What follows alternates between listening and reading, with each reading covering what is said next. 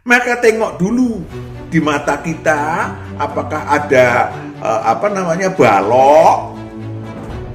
Jangan ada potongan balok sekecil itu ngomongin, padahal balok ada di dalam mata saudara. Mari kita ubah hidup kita. Kenapa? Resikonya setelah gini gitu kono, maka akan ke atas. Tuhan yang salah sih. Tuhan sih dalangnya semuanya nasib buruk saya. Gembala dengan roh kita, nanti Tuhan akan memberikan kebenaran cara perdamaian. Nama kata lain adalah Salam saudaraku yang terkasih, kita jumpa lagi pada saat ini untuk membicarakan hal yang juga sangat penting bagi kita, bagi Anda. Bagi saya, jangan biarkan nasib buruk lama kembali lagi. Amin, jangan biarkan. Tetapi kita akan membahas selanjutnya setelah kita menyaksikan satu lagu pujian terlebih dahulu.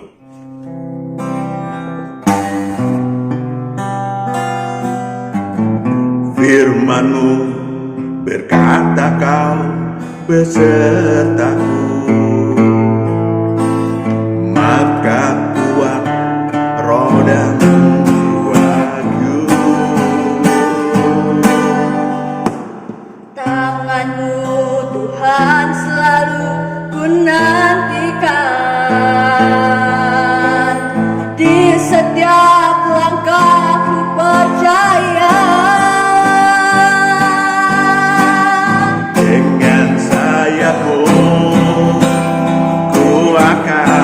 Terbang tinggi di tengah badai hidup, ku tak menyerah. Kau kekuatan dan perlindungan bagiku.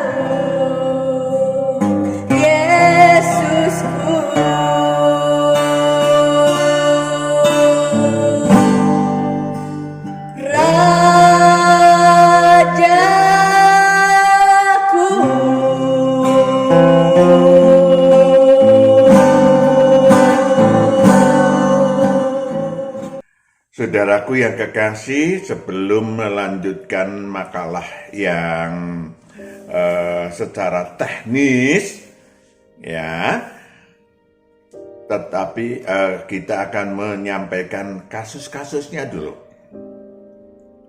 Ya, kasus-kasus yang ada di Alkitab aja deh dulu. Atas permintaan kakak Lazarus,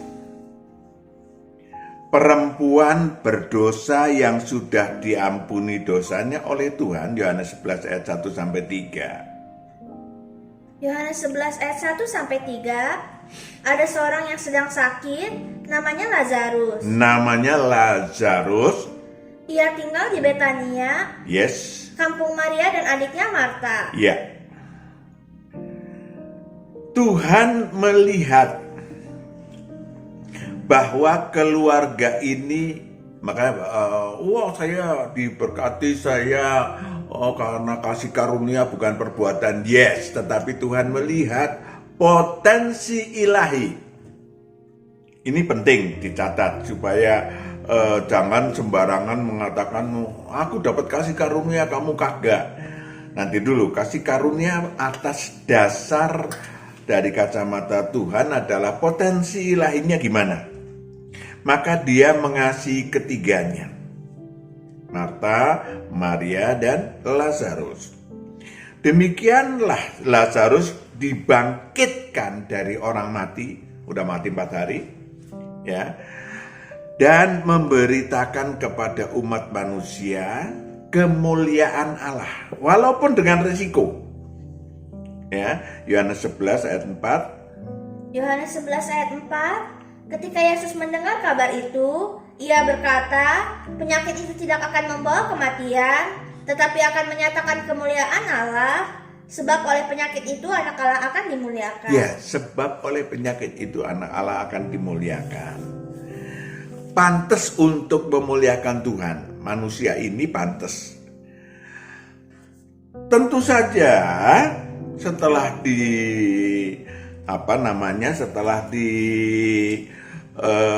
hidupkan Tuhan, bukan kemudian banyak orang yang demikian nih, udah disembuhkan Tuhan tapi nggak tahu diri. Beda dengan Lazarus. Maka saya katakan tadi potensi ilahinya tinggi. Kenapa? Karena Lazarus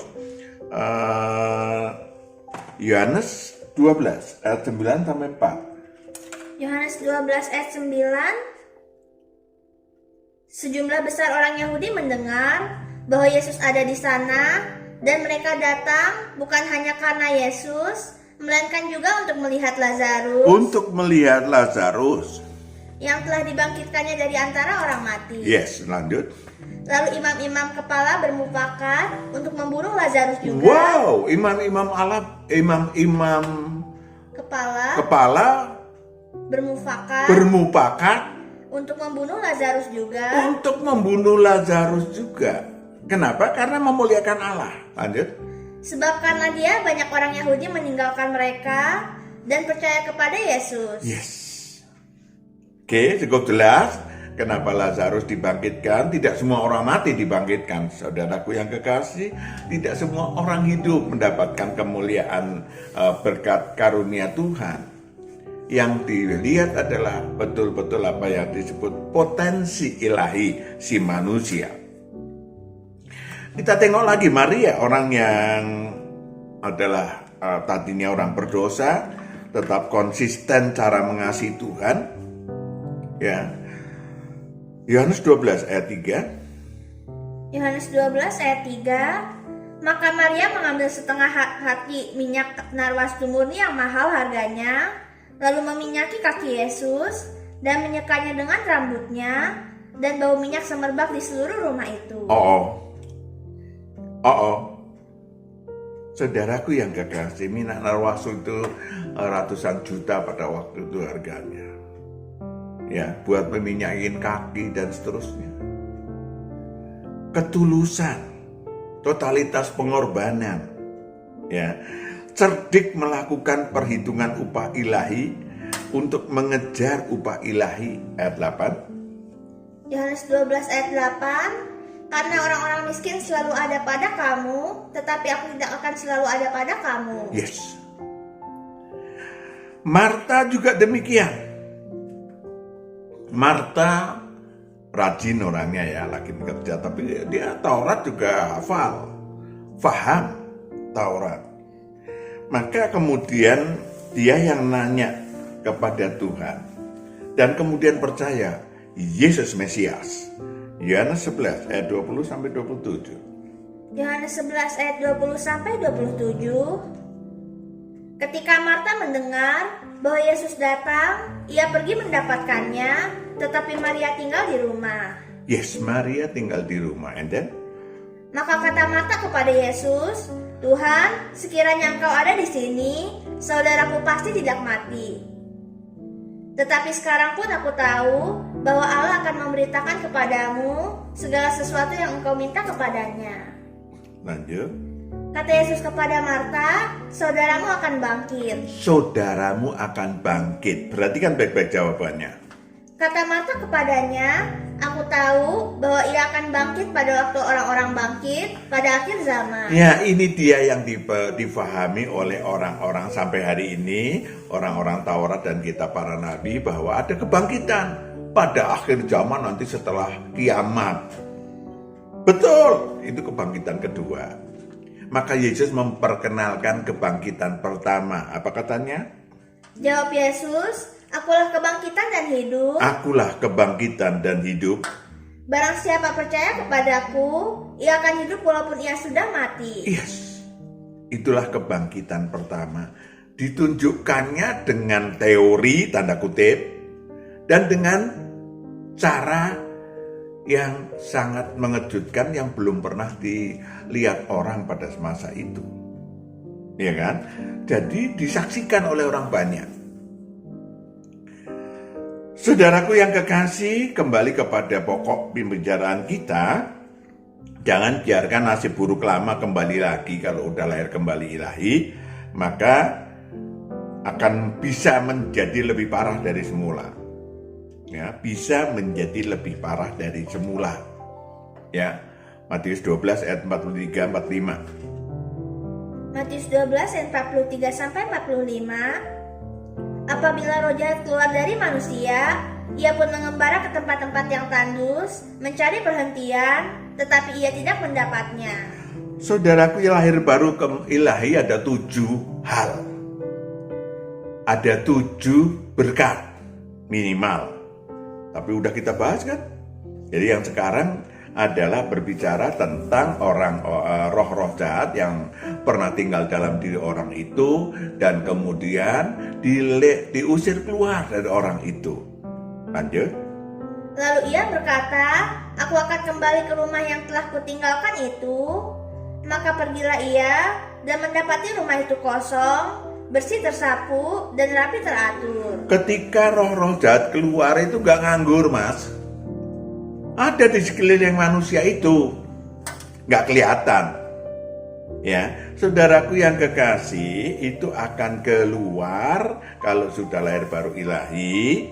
Jadi ingat, itu lahir kembali ilahi atau lahir baru ilahi, istilahnya itu termasuk di dalamnya mengusir roh-roh jahat dari diri si manusia. Dan kemudian mereka yang dulunya pernah tinggal dalam diri manusia tetap melanjutkan rencananya membuat nasib buruk. Bahkan berusaha membunuh. Ya, kemana ada pelayanan yang membuat saya harus berdoa bersama-sama, roh-roh jahatnya mengeroyok dan seterusnya. Saudaraku yang kekasih, melihat situasinya gimana? Kalau orang ini kosong, aktivitas ilahi, nanti kita tengok apa itu aktivitas ilahi kosong. Lanjut. Lalu ia keluar dan mengajak 7 roh lain yang lebih jahat daripadanya. Dan mereka masuk dan berdiam di situ. Maka akhirnya keadaan orang itu lebih buruk daripada keadaannya semula. Keadaan orang itu lebih buruk dari keadaan semula. Karena membawa 7 roh jahat yang lebih jahat lagi daripada roh-roh jahat yang pernah tinggal dalam diri manusia. Saudaraku yang kekasih, juga mereka selalu menunggu saat yang baik. Ya, kapan nih orang ini, manusia ini yang pernah saya tinggalin, waduh gua di luar nih kedinginan. Bagaimana caranya supaya mereka selalu berunding, ya, supaya bisa masuk kembali. Masalahnya adalah apa faktor-faktor yang membuat roh-roh jahat berbondong-bondong masuk kembali dalam diri si manusia? Tadi sudah disampaikan bahwa apa yang disebut kosong ilahi, kosong aktivitas ilahi akan membuat yang utama roh-roh jahat itu akan kembali lagi, melanjutkan, ya. Ingat, roh-roh jahat yang pernah tinggal dalam diri manusia sudah merencanakan dengan matang apa, kapan, di mana, bagaimana bentuk nasib buruk bagi si manusia yang ditinggalinya. Sesuai dengan tingkatan, jumlah, tipe, tingkatan seperti berapa besar, seperti apa mutu hutang maut yang dimiliki si manusia, ya kan? Tipologinya apa, rumah tangga, penyakit, pembunuhan, atau yang lain, misalnya ekonomi, bangkrut, miskin, ya. Mereka juga tahu persis, perhatikan, penting sekali, tahu persis kenajisan apa yang ada dalam diri si manusia, karakter buruk apa yang ada dalam diri manusia, absintus apa yang ada dalam diri manusia. Itu yang akan menjadi objek, karena mereka yang membuat, ya. Yesaya 59 ayat 4-6, mereka yang membuat, mereka yang membentuk karakter-karakter itu sejak tinggal dalam diri manusia, entah sejak bayi kalau memang hutang mautnya keturunan. Yesaya 59 ayat 4-6, tidak ada yang mengajukan pengaduan dengan alasan yang benar, dan tidak ada yang menghakimi dengan alasan teguh. Lanjut. Orang mengandalkan kesia-siaan dan mengucapkan dusta, orang mengandung bencana dan melahirkan kelaliman. Karakter buruk dan kenajisan dan absintus. Lanjut. Mereka menetaskan telur ular beludak. Menetaskan ular beludak. Si malakama nggak dimakan mati ibunya, dimakan mati bapaknya, istilahnya. Lanjut. Dan menenun sarang laba-laba. Siapa yang makan dari telurnya itu akan mati, dan apabila sebutir ditekan pecah, keluarlah seekor ular beludak. Ya, ular beludak udah paling jahat di antara semua ular, paling beracun di antara semua ular. Gambaran untuk menunjukkan racun yang ada di dalam diri si manusia. Ya, maka ketika lahir baru ilahi, seseorang diampuni dosanya, disucikan dari yang jahat. Artinya, yes, rohnya diampuni dosanya, disucikan dari yang jahat, kemudian iblisnya diusir. Lalu seharusnya kalau dia mau aman, supaya nasib buruknya nggak kembali, mau aman, mereka ikut Kristus. Bukan lahir baru ilahi itu plus sekaligus beres semuanya, ndak. Beres dosanya, beres kejahatannya, beres roh jahat diusir dari dirinya, beres hutang mautnya. Tetapi selanjutnya harus menyangkal diri setiap hari, ya, membuang seluruh karakter buruk, kenajisan, dan absintus yang ada dalam dirinya. Kita ambil contoh, mari kita tengok diri kita sendiri, apakah masih nongkrong? Enggak, karena kalau masih nongkrong itu adalah alat atau sarana roh-roh jahat masuk kembali ke dalam diri Anda dan saya. Markus 7 ayat 20-23. Markus 7 ayat 20-23, katanya lagi, apa yang keluar dari seseorang, itulah yang menajiskannya. Sebab dari dalam, dari hati orang, timbul segala pikiran jahat. Pikiran jahat, ya. Jangan dikotorin, saudara, pikiran saudara, kalau apalagi udah lahir kembali ilahi, jangan dikotorin. Kalau ada sono sengketa, ada sono perang, ini dan ini, udah nggak usah ngotorin diri. Saudara bukan tentara, saudara bukan politikus kok. Ya mungkin poli kucing. Maka saudaraku, mari tata supaya otak kita nggak dikotorin dengan pikiran jahat. Lanjut. Percabulan, terus. Pencurian, pembunuhan, perzinahan, keserakahan. Pembunuhan, mungkin saudara mau nggak ada dalam otak saya untuk bunuh orang. Bagus. Tapi kalau saudara kemudian menfitnah orang, menjelek-jelekan orang walaupun orangnya jelek, menyakiti hati orang, itu sudah membunuh saudaraku pelan-pelan. Ya kan? Ini yang seharusnya tidak ada dalam diri kita. Ya, matanya penuh perzinahan, udah harus dibuang. Lanjut. Kejahatan. Akan ada selalu kesempatan penawaran iblis, roh-roh jahat yang ada di luar diri si manusia untuk menawarkan kejahatan. Baik dia tiba-tiba ada yang kemudian membuat saudara untung orang rugi. Nama saudara bukan untung, tapi untung mendapatkan peruntungan karena orang rugi. Halo, saudara untung karena orang rugi. Ya, itu sesungguhnya kejahatan. Makanya ada yang baik itu win-win solution. Ini untung, ini untung. Mungkin Pak, mungkin. Tuhan Maha Murah. Amin. Lanjut. Kelicikan. Wah, bangga bisa mendapatkan keuntungan atas kelicikan. Waduh.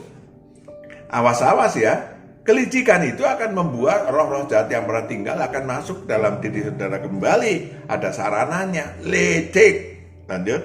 Hawa nafsu.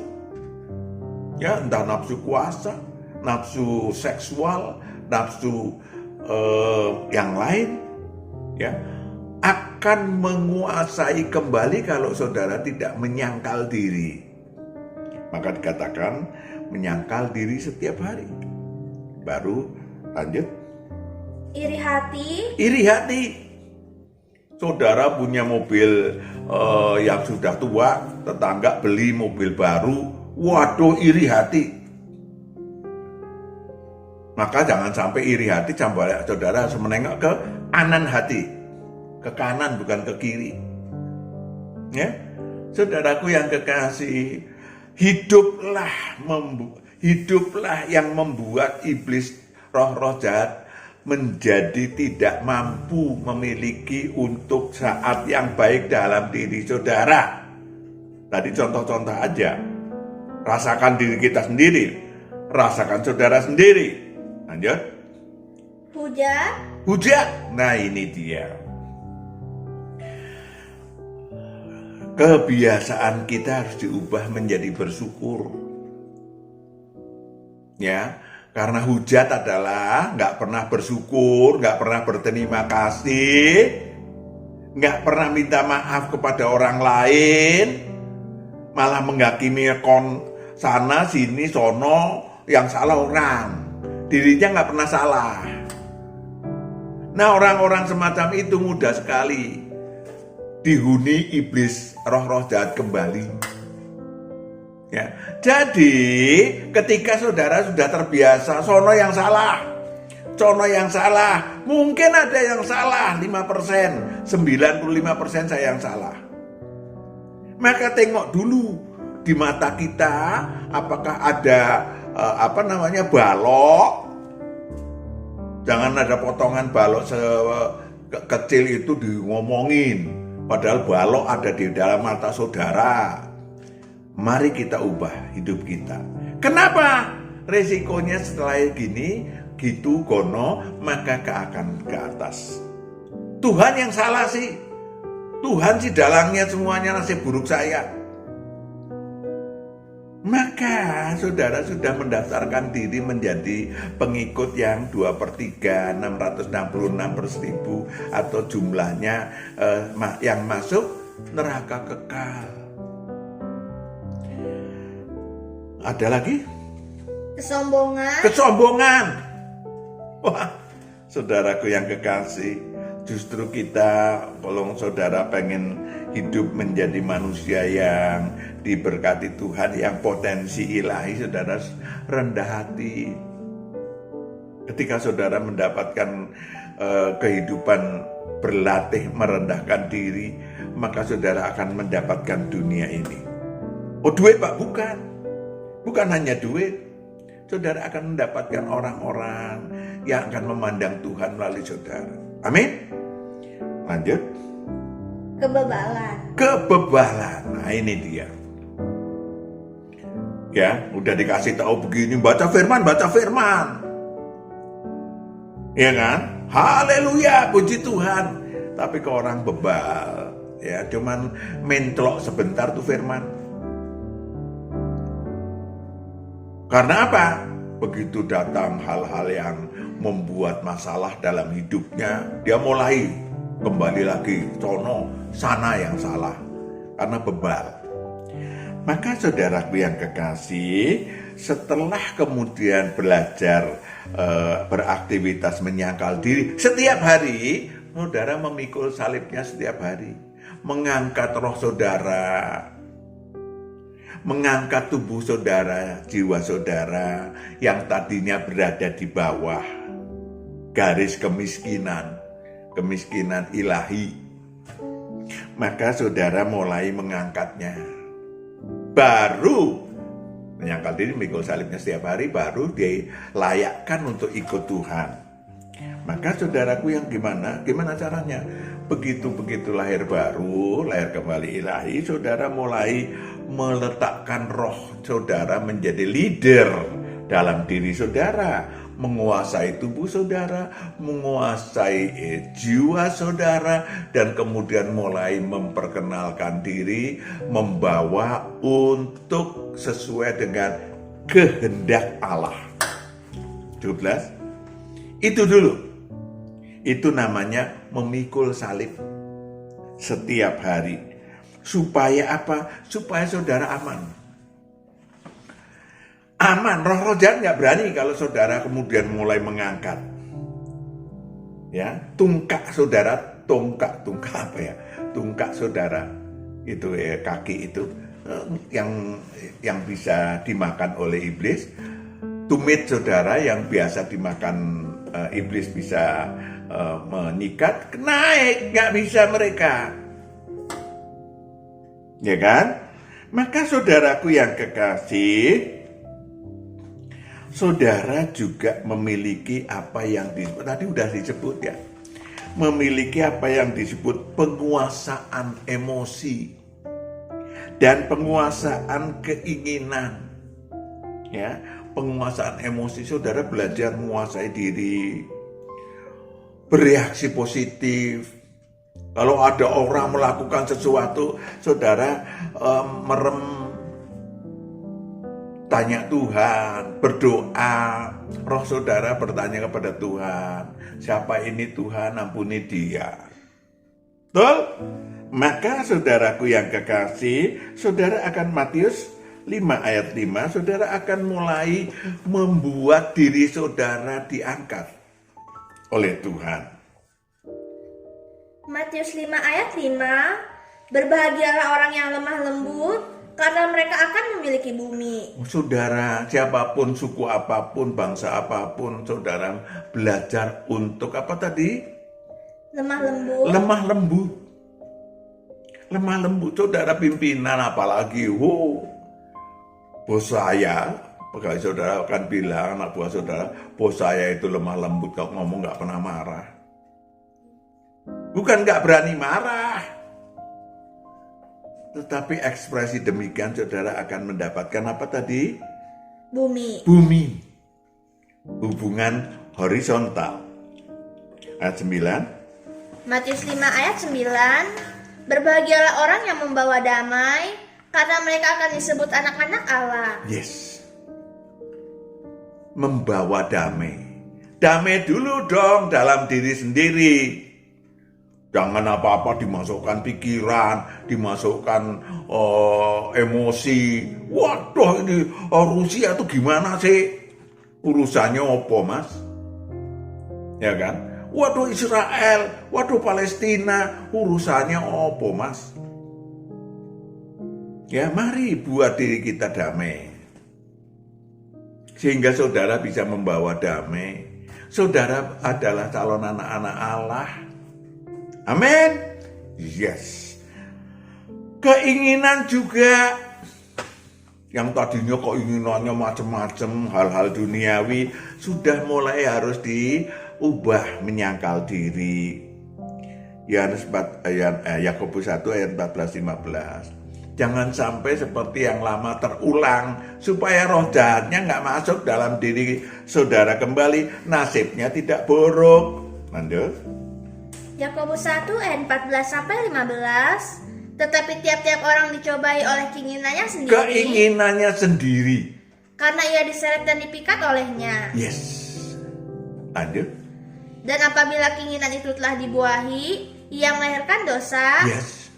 Dan apabila dosa itu sudah matang, ia melahirkan maut. Wow, roh-roh jahat akan masuk kembali dan melahirkan maut kembali. Ya kan? Maka saudaraku yang kekasih, tadi mengelola keinginan gak gampang loh. Cukup aja. Wong saya dilahirkan cukup, itu sadar manusia. Ya. Telanjang.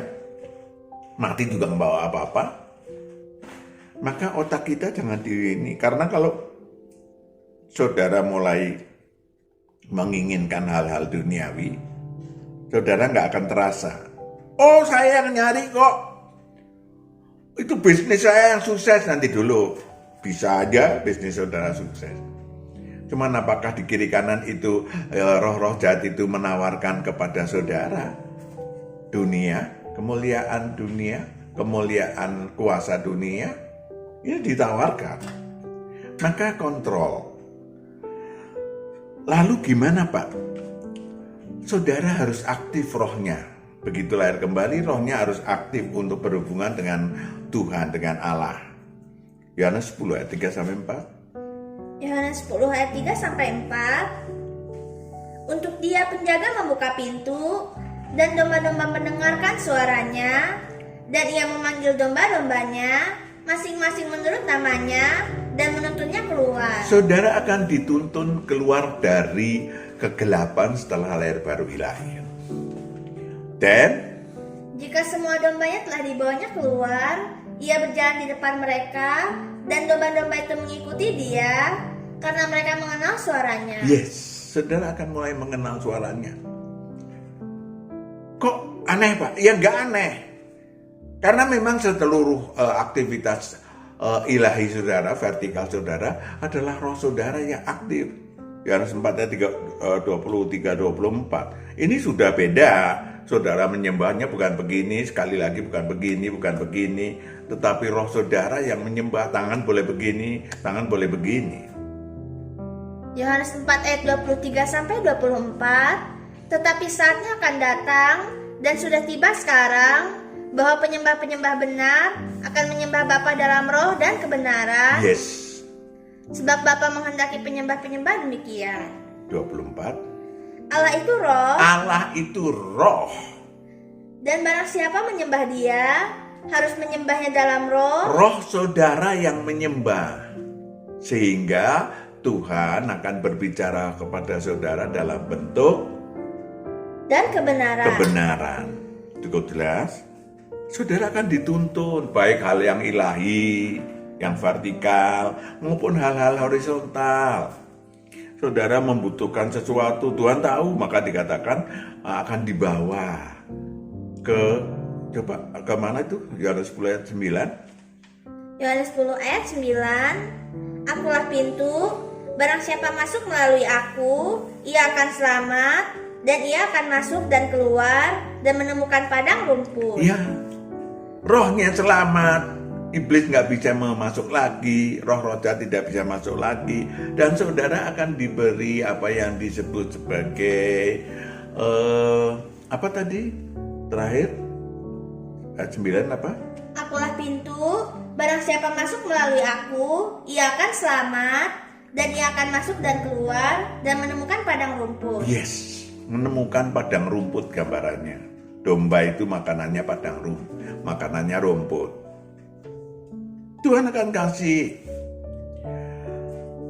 bersyukur dan tahu diri.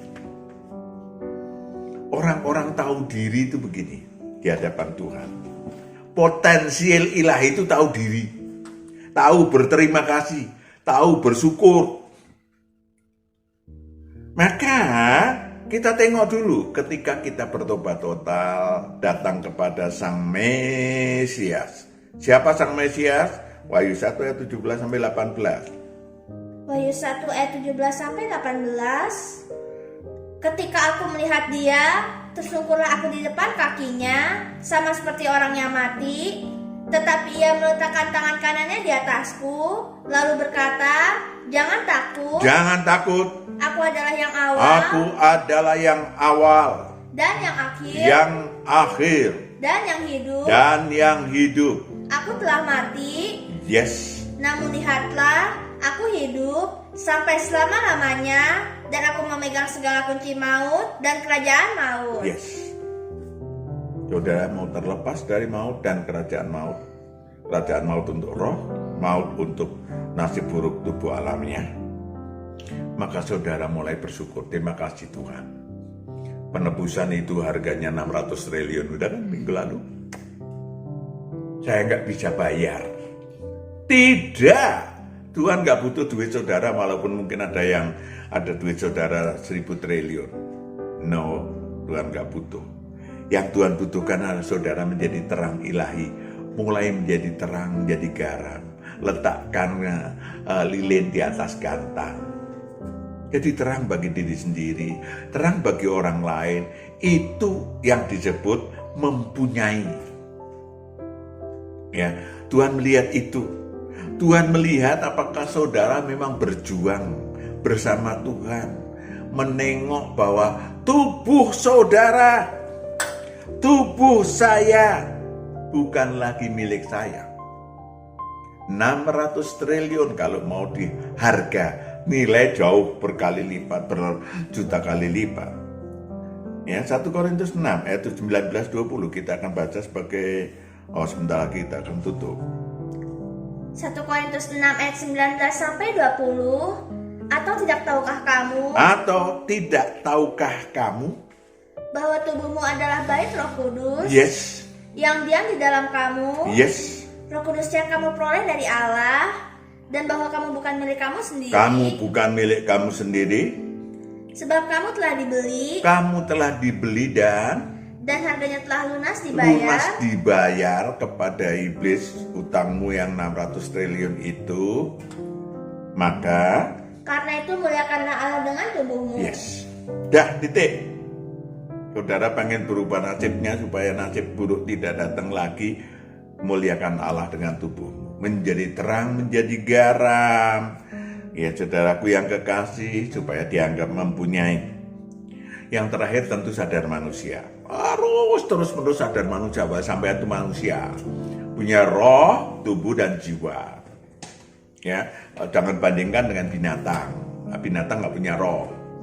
Ya, saudara punya roh. Dan saudara mulai cerdik-cerdik. Ditanamkan di sini bahwa kelahiran tidak bawa apa-apa, telanjang, mati nggak bawa apa-apa. Kalau mau apa-apa hal-hal duniawi beresiko, rohnya bisa binasa.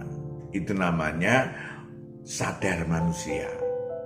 Ya, kemudian saudara sadar jati diri bahwa saudara itu calon anak-anak Allah.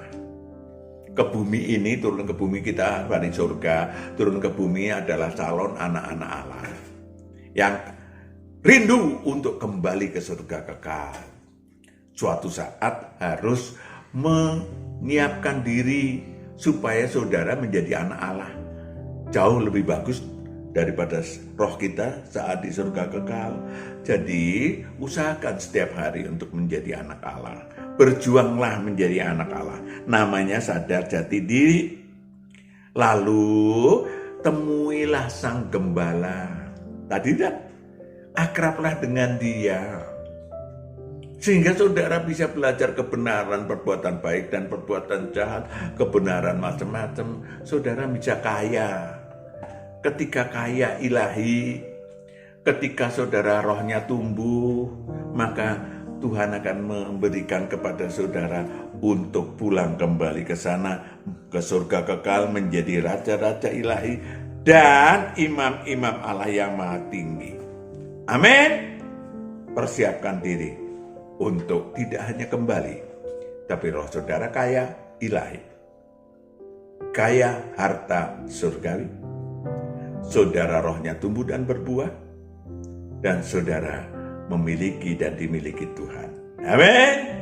Tuhan memberkati. Kita berdoa. Bapak, anak-anakmu sudah mendengarkan, memahami kebenaran-kebenaran yang disampaikan oleh Tuhan melalui anakmu, kaya memeteraikan, kaya ikut campur tangan dalam kehidupan anak-anakmu, jauhkan dari nasib buruk yang pernah tinggal, yang pernah dimiliki oleh anak-anakmu. Dalam nama Yesus kami telah berdoa dan mengucap syukur. Amin. Tuhan berkati. Shalom.